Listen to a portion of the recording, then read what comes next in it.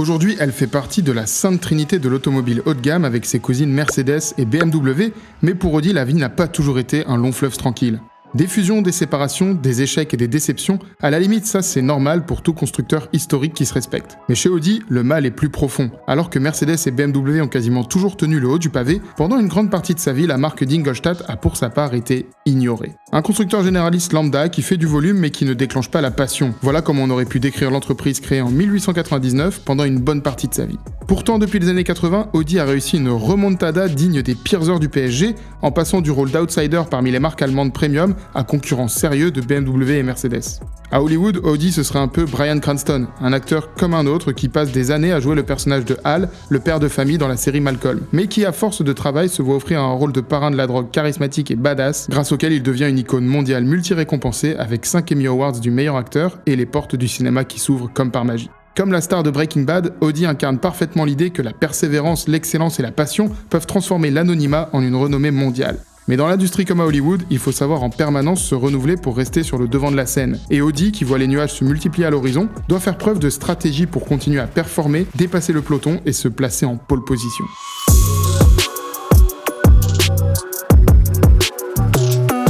Audi, c'est avant tout une histoire qui pue l'embrouille. Bon, déjà, beaucoup de gens l'ignorent, mais le nom Audi n'est apparu qu'assez tard. Au départ de l'histoire, son fondateur, August Horch, a créé une entreprise au nom trop long pour cette vidéo, en 1899, dans la ville allemande de Cologne. 10 ans plus tard, en 1909, August quitte sa propre entreprise à cause des désaccords constants avec son conseil d'administration. Le 16 juillet de la même année, Horch, avide de rebondir, fonde une nouvelle entreprise à Zwickau qu'il nomme August Horch Automobilwerk, toujours trop long pour une vidéo. Le problème, c'est que Monsieur Horch se rend compte que son propre nom est déjà utilisé et protégé par une marque déposée, créée par ses anciens associés. Le 25 avril 1910, le tribunal de Leipzig condamne August à changer le nom de sa nouvelle société. La légende raconte qu'il était alors assis avec ses amis à essayer de trouver un nouveau nom et que le fils de son meilleur pote, alors âgé de 10 ans, lui a soufflé l'idée qui allait donner naissance à la marque que l'on connaît aujourd'hui. En allemand, le mot Horch, c'est l'impératif du verbe écouter, Audi en latin. En 1910, Audi produit sa première voiture, l'Audi Type A Sport Phaeton. Et pendant la décennie qui suit, Audi remporte 3 fois la course d'endurance des Alpes autrichiennes avec sa Type C,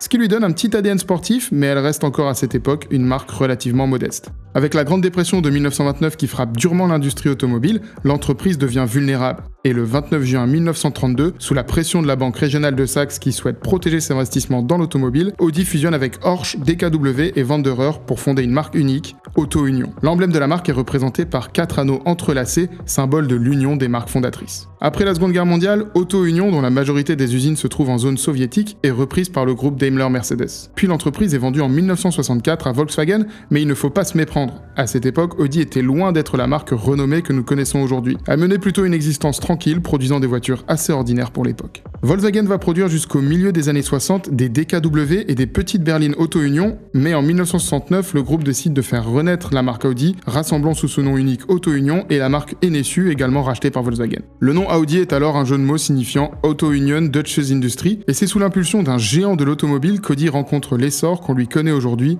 Ferdinand Piëch. Piëch, vous en avez sûrement entendu parler et on va pas refaire ici le tour de sa riche biographie. Pour faire simple, son histoire aurait dû épouser celle de la marque créée par son grand-père, Ferdinand Porsche, mais les choix familiaux et surtout son caractère de cochon en ont décidé autrement. C'est par l'intermédiaire d'Audi et du groupe Volkswagen que Ferdinand Piëch a marqué le monde automobile de son empreinte. Après être passé chez Mercedes puis chez Italdesign pour travailler sur le projet de la future Volkswagen Golf, il se voit offrir la responsabilité des projets spéciaux d'Audi puis la direction technique de la marque 2 ans plus tard et enfin la présidence du directoire l'année suivante, en 1975. Désormais investi de tous les pouvoirs, Ferdinand sait qu'il tient avec Audi l'occasion de réaliser ses rêves de grandeur et de battre ses cousins. Concrètement, il transpose à l'échelle industrielle le savoir-faire et l'expérience acquis chez Porsche. Dès 1976, il fait développer pour la Audi 100 un bloc 5 cylindres combinant la puissance et le couple d'un 6 avec la sobriété d'un 4. Ferdinand le sait, pour que Audi sorte du lot, il faut frapper fort et se mettre dans le sport. Et c'est en développant la transmission intégrale qu'il prouve au monde son audace et inscrit Audi dans une perspective de performance. Lorsque la technologie Quattro voit le jour en 1980, la marque est placée sur orbite. Pendant 6 ans, les Audi Quattro vont s'imposer sur la scène sportive et ramener à Ingolstadt 23 victoires en WRC et 4 titres du championnat du monde des rallyes. Puis ce sera une succession de réussites et de progrès techniques. Avec l'adoption de l'aluminium pour la première Audi A8 en 1993, la sortie du best-seller A3 en 1996, la gamme Audi n'en finit plus de monter en niveau et vient clairement combattre avec ses deux rivaux historiques, Mercedes et BMW, en étant même considérée par les spécialistes internationaux des années 2000 comme la marque la plus qualitative des trois. L'entreprise d'Ingolstadt réussit même à gagner pendant 8 ans d'affilée les 24 heures du Mans à partir de l'an 2000 et fait courir pour la première fois de l'histoire une voiture diesel sur le circuit de la Sarthe avec la R10 en 2006, 2007 et 2008. En 30 ans, Audi a donc réussi l'exploit de passer du stade de constructeur de second rang à celui de marque premium de référence à l'échelle mondiale. Mais pour accomplir ça, il a fallu faire des choix.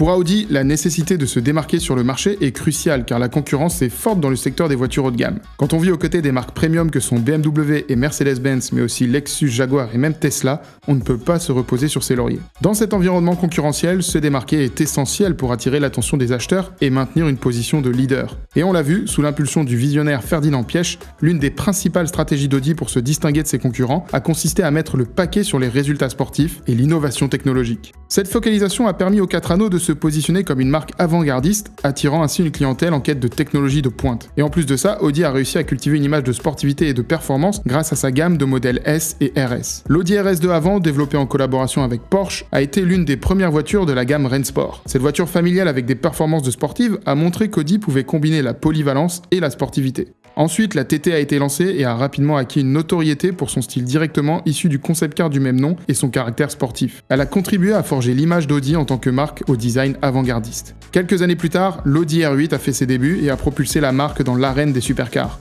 Véritable porte-drapeau de la gamme avec son design emblématique et ses performances exceptionnelles, la R8 a vraiment aidé à renforcer l'image sportive du constructeur. Aujourd'hui, les modèles S et RS ont élargi la gamme d'Audi avec des versions encore plus sportives et puissantes de ces voitures existantes, attirant les amateurs de performance qui n'ont pas peur de lâcher un bon gros billet. Au-delà des moteurs, Audi a durablement investi dans le design distinctif de ses véhicules. Les lignes franches, la face avant distinctive et les signatures lumineuses reconnaissables contribuent à former une identité visuelle forte. Il y a une véritable volonté de cohérence entre tous les modèles de la gamme. Peu importe ce que vous choisissez entre une A1 et une R8, vous reconnaîtrez toujours la fameuse calandre d'un bloc, single frame, qui a tant fait de bruit à sa sortie. Cette grande bouche prête à dévorer le bitume est aujourd'hui un des atouts évidents qui permet d'identifier la marque et qui véhicule l'image de sportivité. L'intégration de matériaux légers comme l'aluminium et la perfection de leur outil industriel permet aux designers de créer des lignes plus dynamiques et des angles particulièrement acérés. Ça se voit clairement sur l'Audi R8 qui, avec ses arêtes tranchantes et ses entrées d'air latérales imposantes, évoque directement la puissance, la vitesse et la performance. Et c'est pas pour rien si la RS6 Break est l'un des modèles préférés des fans de la marque, avec son design imposant. Ses larges prises d'air à l'avant, son capot sculpté et ses lignes musclées reflètent la quête de performance et de sportivité. Les phares LED effilés et la calandre single frame élargie confèrent à la face avant une attitude résolument agressive.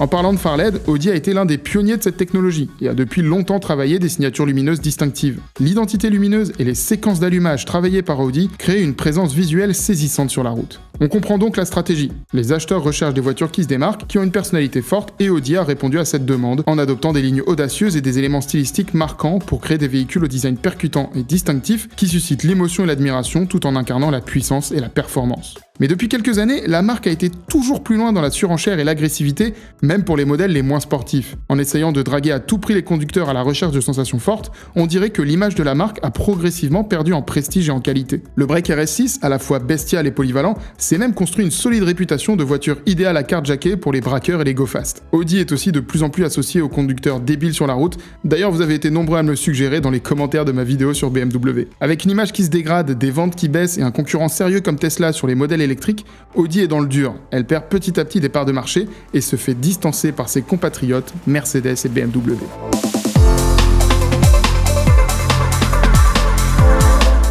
L'évolution d'Audi d'une marque automobile traditionnelle à une marque ultra premium et sportive a été un processus graduel qui s'est étalé sur plusieurs décennies. Et pourtant, il a suffi de quelques années pour que la tendance commence à s'inverser. Les ventes sont en baisse et le constructeur se fait même talonner par Tesla qui pourrait bientôt l'éjecter du top 3 des marques premium si on considère que Tesla est vraiment une marque premium. Signe que la tourmente est bien réelle, Audi vient d'acter l'arrivée d'un nouveau PDG pour remplacer Markus Duesmann et reprendre les choses en main. Pire encore, on a appris la disparition des deux modèles sportifs emblématiques que sont la TT et la R8, ce qui risque de vraiment faire grincer des dents chez les passionnés de la marque. Même si Audi a annoncé son retour en F1 en 2026, ce sera avec les nouvelles règles de la discipline. beaucoup plus de puissance électrique et une réduction drastique de la consommation des monoplaces. Mais si l'image devient trop vulgaire pour les clients ordinaires et plus assez sportive pour les fans de sensations, Audi risque de voir ses chiffres de vente encore se réduire dans les années à venir. Impossible de laisser cette situation durer chez la vache à lait du groupe Volkswagen. Audi va tenter de surfer sur son image technologique avec un grand virage dans l'électrique qui passe par le renommage clair de sa gamme. À partir de janvier 2024, la marque va réserver ses chiffres pairs aux modèles électriques. On devrait donc garder l'A3, l'A5 et la A7, mais voir arriver prochainement une A6 full électrique, un nouveau Q6 et un Q8 qui changeraient de camp. Le problème, c'est que Tesla a de l'avance en termes de batterie et d'image pour les vrais passionnés de nouvelles technologies. Et l'unique moyen de les battre pour la marque d'Ingolstadt, c'est de se positionner à nouveau sur du vrai haut de gamme. Du coup, adieu la sportivité extrême, les énormes entrées d'air et l'agressivité totale. Pour pouvoir se démarquer à nouveau, le design devra se tourner vers un langage beaucoup plus soft et apaisé, si on en croit les déclarations de Klaus Potthoff, directeur de la stratégie design chez la marque au 4 anneaux. À l'heure actuelle, bon nombre de nos véhicules sont chargés d'émotions et très fortement définis par des lignes nettes. Nous allons à présent passer à une esthétique qui est de nouveau un peu plus douce et fluide, où nous réduisons les lignes et travaillons davantage sur les volumes et les surfaces tendues. Notre monde est si complexe, nous recevons en permanence tellement d'impressions visuelles que les véhicules Audi doivent être un havre de paix.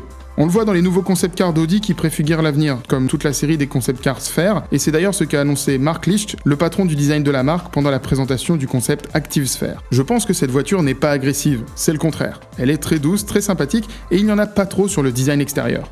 Honnêtement, je n'aime plus le style agressif, il y a tellement d'autres choses à faire. Je pense que le design des voitures va redevenir plus convivial. Chez Audi évidemment, mais je vois ça aussi comme une tendance générale. Plus doux, plus convivial, moins agressif. Alors est-ce que ce virage est fait dans la bonne ou la mauvaise direction ? La mission d'Audi, c'est toujours d'être la marque premium leader mondial dans les années à venir, un objectif également partagé par ses compatriotes allemandes. En adoptant une identité design moins agressive, la marque va peut-être prendre un risque, mais je pense que beaucoup de gens sont prêts à accepter des voitures moins violentes et plus sophistiquées tant qu'elles continuent à avoir leur propre personnalité. De toute façon, le marché évolue à une telle vitesse qu'il est difficile de savoir qui remportera la bataille du premium. Mais ce qui est sûr, c'est qu'on peut déjà savoir qui seront les grands perdants de cet affrontement au sommet, les autres marques fatiguées qui se reposent sur leur laurier.